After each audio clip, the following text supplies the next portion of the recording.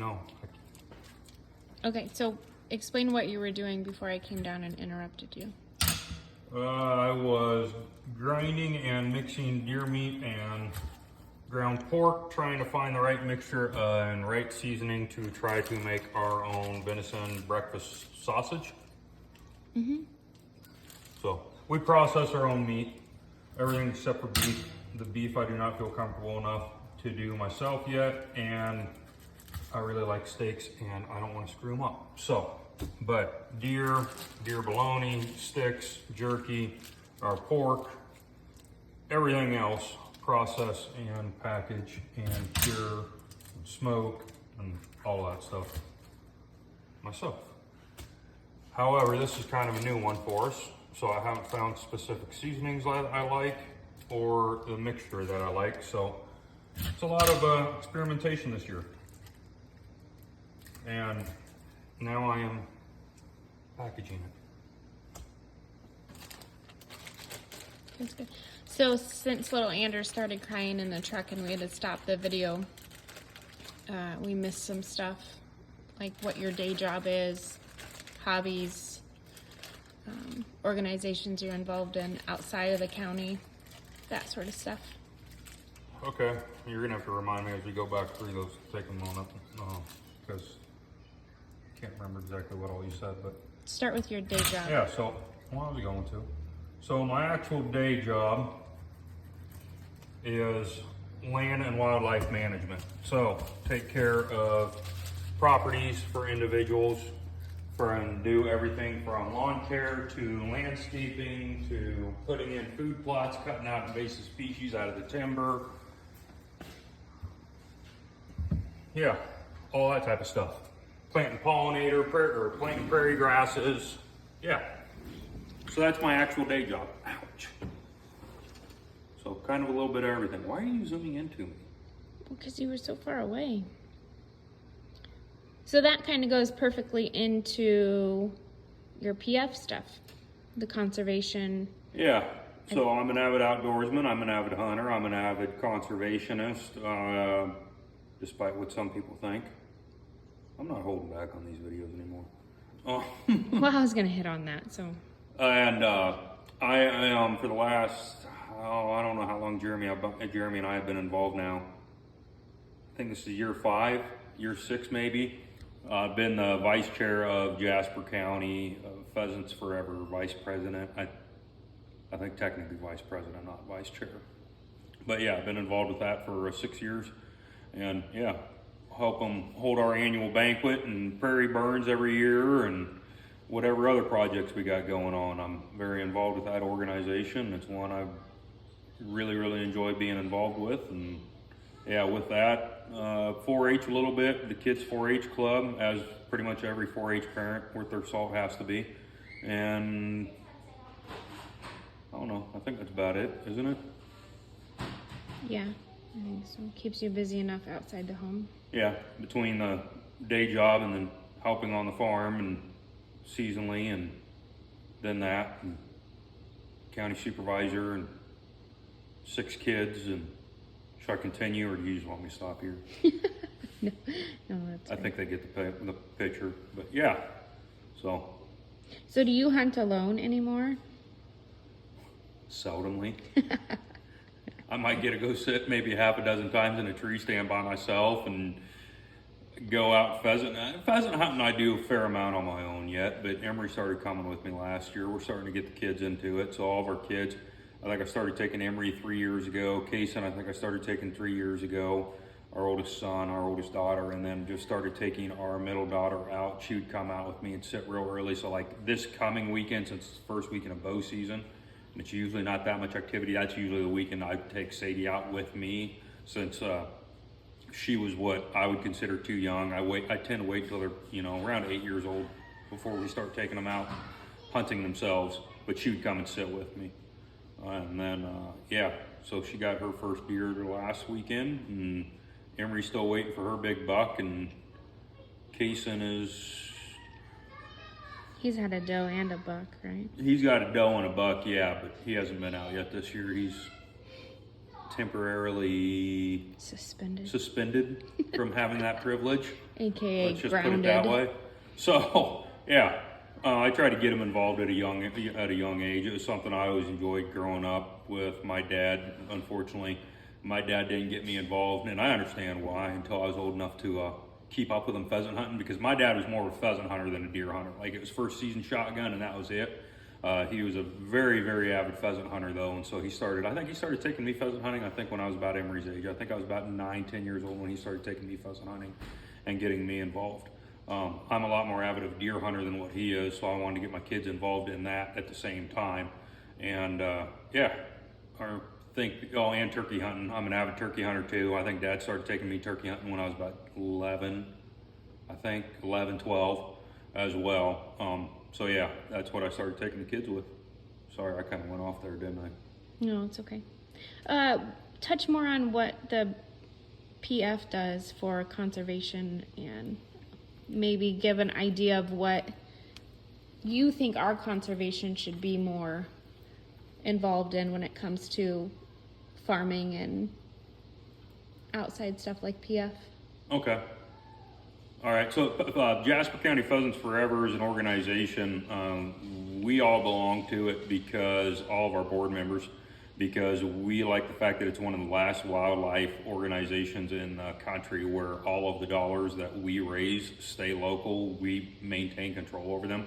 A lot of other ones, National Wild Turkey Federation, DU, those organizations do great work, but they've changed over the years to where their proceeds from the local banquet, they have to give X amount of percentage, or in some cases, I think NWTF now, they have to give all of it to the national, and the national gives them a certain percentage back.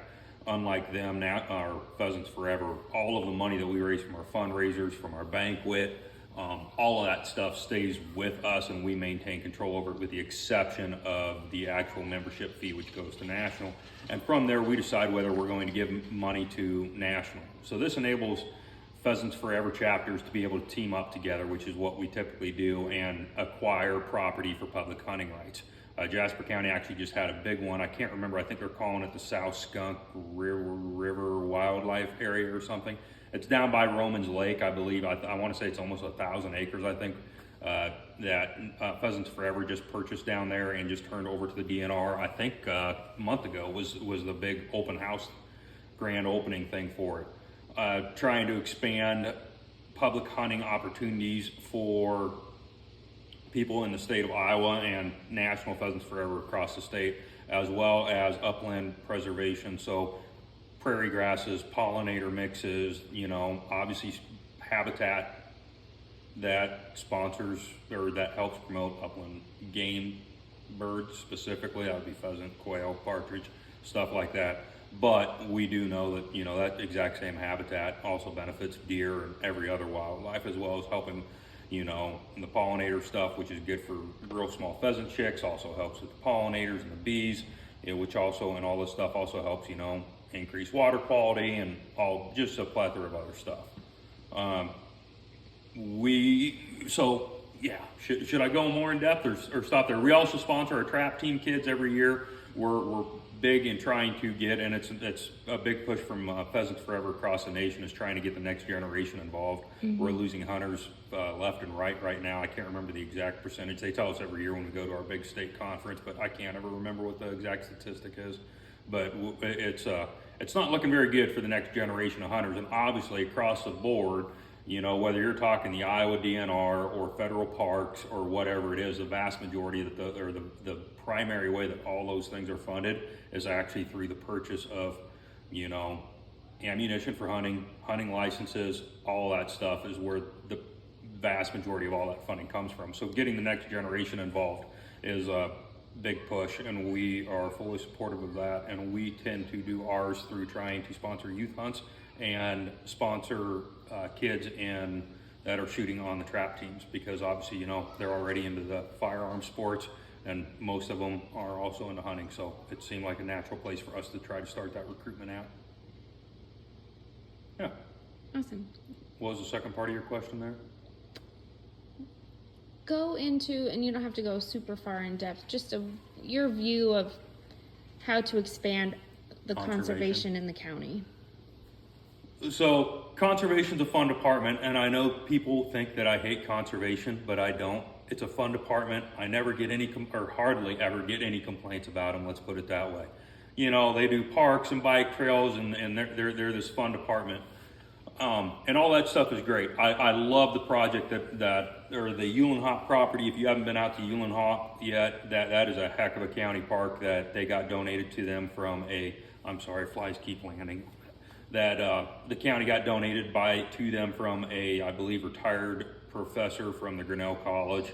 You know, the Mariposa, I've got a lot of fond memories of Mariposa as a child. That just got done with a multi-million-dollar, you know, don't want to call it revamp, but got a couple $1 million project getting completely redone, rebuilt, a lot of more amenities added to it. We're getting ready to start building a modern RV hookup campground out there. You know, the county parks are great. One of the things that I would like to see conservation do, and not necessarily saying the county's going to go out and actively look to acquire property, but I do believe that our public hunting areas that are owned by the county tend to get neglected, which is one of the things that Pheasants Forever also works on. We try to work closely with county conservation because we understand that their staff is limited. They do a great job with the staff that they have and the limited hands that they have. So we try to come in and work with them to help conduct maintenance on those public hunting areas. But I would like to see a greater expansion in the public hunting opportunities in Jasper County, as well as I think that there's in today's world, there is a big gap. Even within the state of Iowa, being an agriculture state, you wouldn't think it is, but even within the state of Iowa, there's a huge gap and a disconnect between the producers and the consumers, i.e. the farmers and those who aren't from the farm. And I was born and raised on the farm, so I didn't even really realize it until I joined the Army. And then when I met and was serving with people from all across the nation, that's when it kind of first started dawning on me. And I didn't think too much of it even then, because I was, well, you know, they're not from Iowa, they're from an agriculture state, of course they're not going to understand it. And then when I got out and I started taking classes at DMAC, that's when it really became alarming to me exactly how bad the disconnect had gotten between those who farm and produce and then just the consumers, you know, the people who have other jobs who don't live on the farm. And I think that there's a place there for conservation to help bridge the gap. And I know that a couple of their board members are big proponents of this, of kind of bridging the gap and showing, you know, what types of programs farmers have available to them, number one, that go hand in hand with conservation, as well as educating the public who are not from agriculture, who are not from the farm, who buy into this notion that comes typically from the East and West Coast, that, you know, farmers are the scourge of the environment and we're poaching the soil and destroying the world and all this other stuff, and actually show what programs are in place that farmers utilize, how they benefit, you know, saturated buffer strips, bioreactors, CRP and WRP programs, all this multitude of other programs that are out there. And I know that we have different organizations that kind of all play a part in that. We have the NRCS office and FSA office, the Soil Water Conservation District, ISU Extension Office and stuff like that, but it seems very disjointed. Like each one of them have a piece to it, but I think county conservation could and should, and this is one of the things that I know a couple of their board members are wanting to happen out at the Nature Center, if it gets built, is essentially kind of building test plots. So people can see, okay, these are different practices, these are examples of different practices that farmers have in place, and this is how it benefits conservation, this is how it benefits water quality, this is how it benefits the environment and wildlife. But yeah, I would like to see that aspect of conservation continue to grow as well. Cool. So when you talk about hunting and conservation kind of opening up to the hunting, would that be more like youth hunts type stuff, or would you showing kids how? What, for the county? Yeah. So the county currently, and I don't know, it's kind of changed since COVID. Up until COVID, the county conservation actually sponsored the hunter education safety course in the county every year. That's kind of changed and I think it's kind of up in limbo by the DNR exactly what that program is going to look like going forward. But no, what I mean is more public hunting lands. Like, we've got a lot of parks, we've got a lot of really nice parks. I think we've got enough parks. I think what we need to concentrate on and going forward in the future is more public hunting, because Iowa actually has. And for those who are coming from farming and agriculture, I'm not talking about pressuring anybody to sell or anything like this.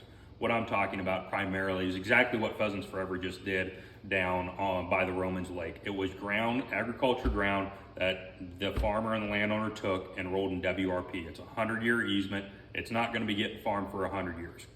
He's getting up there in age. He doesn't hunt it anymore. Doesn't have any kids who hunt it. So he decided he was going to sell it. Iowa DNR bought it, and now there's 1,000 more acres of walk-in public hunting area. That's where I think we need to concentrate on more going into the future, is not forcing anybody, but finding those pieces that, you know, are in a floodplain, that are in those 100-year WRP programs, stuff like that, and trying to get those either not necessarily acquired by the county, but acquired by organizations that would then allow it to be public hunting. Because Iowa actually has some of the least public hunting in the entire country, actually. Mm-hmm. So personally, I'd love the whole state to go to a similar program that Kansas has, but that's a different conversation we can have. But yeah. Got it. Some good future views and maybe prospects of what could happen, or yeah, and I mean, it would take a year, you know, it's not something that's going to happen overnight. Mm-hmm. And it's not like, okay, yep, we want to say conservation gets on board, or, you know, county conservation and the conservation board and the full board of supervisors are all just like, yeah, you know, we should look at buying more acquiring more land for public hunting. It's not like that's just going to happen overnight anyway. It's not something that we would go start bidding on farms just to take and enroll. It would be pieces that are already enrolled in those WRP programs, stuff like that. But I do think that we've got enough county parks, we've got enough wildlife refuges, you know, especially with Neil Smith being down in the corner, the south and west corner of our county. I really feel what we need to concentrate on going forward, or what we need to try to get going forward, is more public hunting land. Got it. Is there anything else you want to add? No. About yourself or anything? I don't know. Weren't there a couple other things you wanted me to talk about? So we did your job. We did the outside things. And I don't have any hobbies besides hunting and fishing. That's pretty much my hobbies. Yep, hunting and fishing. And I barely got time for those. I think we get to go fishing, what, twice a year? Yeah. Yeah. Yeah. It's fun when it can go, but it's rare. Yep. So. All right. Oh, is there anything else? I can't think of anything else. I'm sure I'll think of something later, but we'll do another video. So. All right. All right. Hope you all have a good night. Once again, if you got any county-specific issues that you would like me to do a video on, please comment or private message us, and I'll try to get those done, you know, over the next coming weeks.